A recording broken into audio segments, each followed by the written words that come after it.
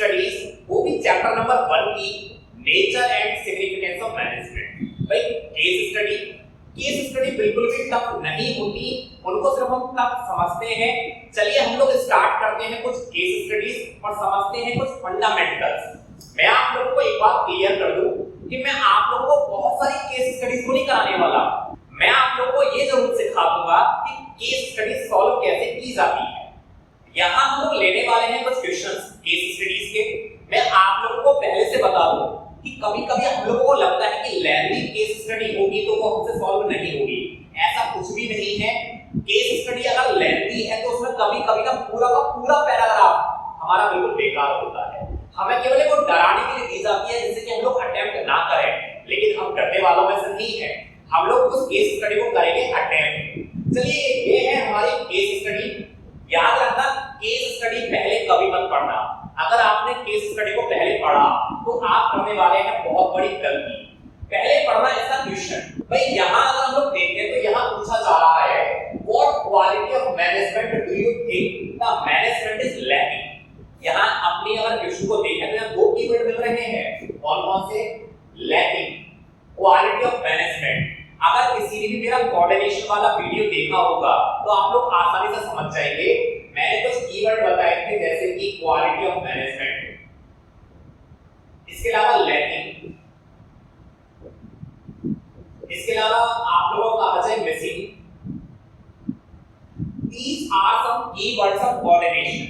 अब ये बताएगा कि ये इतनी आसान केस स्टडी हो गई, मैंने तो केस स्टडी को पढ़ा भी नहीं, क्वेश्चन के अंदर कीवर्ड गिवन है और आंसर निकल कर आ गया। और ऐसे ही कुछ केस स्टडी सॉल्व करने वाले हैं आप, अगर आप लोग मेरे साथ बने रहते हैं पूरे वीडियो।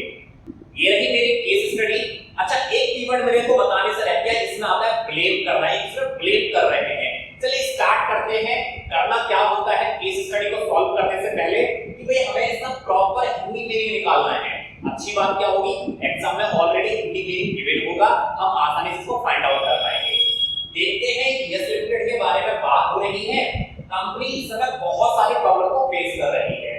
कंपनी मैन्युफैक्चरिंग कर रही है इलेक्ट्रॉनिक गुड्स जैसे कि वॉशिंग मशीन, माइक्रोवेव ओवन्स, रेफ्रिजरेटर, बहुत सारे इलेक्ट्रॉनिक आइटम प्रोड्यूस कर रही है। अब इतनी केस स्टडी में अगर मैं देखूं ना, मेरे कोई काम की बातें नहीं है, सिर्फ और सिर्फ इंफॉर्मेशन है। जैसा मैंने कहा था ना, आधी केस स्टडी रियलिटी बोलो बेकार होती है, किसी काम की नहीं, हमें डरना नहीं है। इसके बाद इतनी इंफॉर्मेशन बेकार है, मेरे काम की नहीं, मैंने क्रॉस लगा दिया। The company's margins and the profits are under pressure। तो कंपनी के मार्जिन और प्रॉफिट ना लगातार कम हो रहे हैं। And the marketing department blame production department। बड़ी बात निकल रहा है, मार्केटिंग डिपार्टमेंट प्रोडक्शन डिपार्टमेंट को ब्लेम कर रहा है। मार्केटिंग डिपार्टमेंट क्या कह रहा है, क्या ब्लेम लगा रहा है कि भाई उन्होंने जो गुड्स बनाई वो अच्छी क्वालिटी की नहीं थी। यानी कि इनके बीच में क्या चीज की कमी है बताइएगा, क्या चीज मिसिंग हो रही है? कोऑर्डिनेशन नहीं है, एक दूसरे को ब्लेम कर रहे हैं। टारगेट अचीव नहीं हो पाए, ब्लेम लगाना स्टार्ट कर दिया। इसके अलावा फाइनेंस डिपार्टमेंट भी ब्लेम कर रहा है इसको, प्रोडक्शन डिपार्टमेंट को, साथ में मार्केटिंग डिपार्टमेंट को, कि भाई आपकी वजह से कंपनी के प्रॉफिट, रिटर्न ऑन इन्वेस्टमेंट जिसको बोलते हैं, प्रॉफिट कम हुए हैं और आपकी वजह से बैड मार्केटिंग की वजह से हमारी सेल नहीं बढ़ पाई। अल्टीमेटली यहां देखा जाए ना, एक डिपार्टमेंट दूसरे डिपार्टमेंट पर लगा रहा है ब्लेम। बताइए किस चीज की कमी है? आपस में नहीं है, इनके बीच में coordination. This is the right answer of this particular case study. चलिए देख लेते हैं इसका आंसर। ये है इस वाली केस स्टडी का आंसर, कोऑर्डिनेशन। और हमने एक केस स्टडी सॉल्व कर लिया है। चलिए लेकर चलते हैं एक और केस स्टडी। ये है मेरी एक और केस स्टडी। आप लोग को मैं बता दूं, कभी भी केस स्टडी को पहले मत पढ़ना, हमेशा पहले पढ़ना क्वेश्चन। आपकी आज की प्रॉब्लम क्वेश्चन को पढ़ने के साथ ही सॉल्व हो जाएगी। इसमें कहा गया है at what levels of management, किस लेवल ऑफ मैनेजमेंट पर मिस्टर औरंगाबाद, मिस्टर नित्यानंद और मिस्टर सनातन काम कर रहे हैं गोविंदा लिमिटेड में। भाई एक बात समझ आ गई, लेवल्स ऑफ मैनेजमेंट की केस स्टडी है।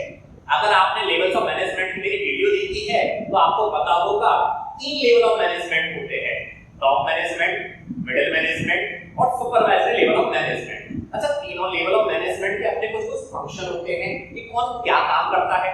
कुछ ऐसे ही यहाँ हिंट गिवन होगा और केस स्टडी आसानी से हमसे सॉल्व हो जाएगी। चलिए स्टार्ट करते हैं केस स्टडी। कुछ लाइनें बेकार की होंगी, कट भी कर देंगे, कुछ ही चीजें मेरी काम की होंगी, और इसके अलावा और कुछ नहीं होने वाला है। गोविंदा लिमिटेड है, हाईली रेप्यूटेड कंपनी है, अच्छी खासी अर्निंग भी कर रही होगी, तो इंफॉर्मेशन है, कुछ नहीं है, बिना काम की है, कट कर दिया। Different functions are performed by different individuals in this company. बहुत सारे लोग काम कर रहे हैं, अलग-अलग काम कर रहे हैं, बताया हुआ है। Who are bound together in a hierarchy of relationship. जो हायरार्की का मतलब होता है सीरियल वाइज ही बंधे हुए हैं, top, middle and supervisory. Information, nothing else. Every individual in the hierarchy is responsible for the successful completion of a particular task. जिसको जो काम किया गया है वो उसी काम के लिए रेस्पॉन्सिबल है। जिसको जो काम दिया है वो उसी काम के लिए रेस्पॉन्सिबल होगा। मिस्टर गौरव का, भाई अब यहाँ से काम की बात आ गई क्योंकि मिस्टर गौरव का नाम हो गया। Is responsible for the welfare and survival of the organization. Company के वेलफेयर और सर्वाइवल के लिए जो रेस्पॉन्सिबल है वो है मिस्टर गौरव का।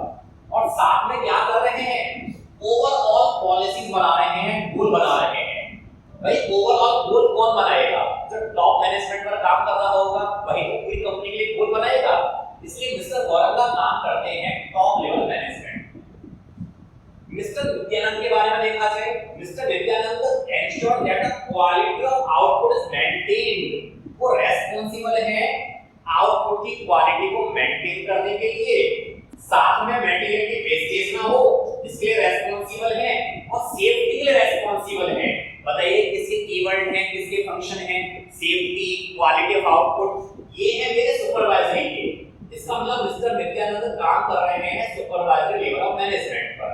लास्ट में Mister Sanatan assign necessary duties and responsibilities to the personnel यहाँ अगर डबल एन है तो कहा जाता है एम्प्लॉइज के लिए, and motivates them to achieve the organisational objective and desired objective.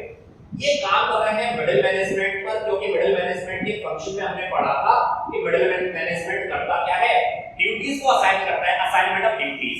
तीनों के बारे में पता लग गया कि तीनों लोग किस लेवल पर काम कर रहे हैं। चलिए आखिर इसका आंसर देख लेते हैं कि इसका लिखा कैसे जाएगा।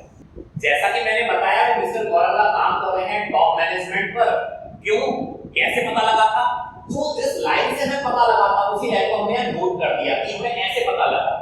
मिस्टर नित्यानंद काम कर रहे हैं लोअर लेवल ऑफ मैनेजमेंट, इसको बोलते हैं सुपरवाइजरी।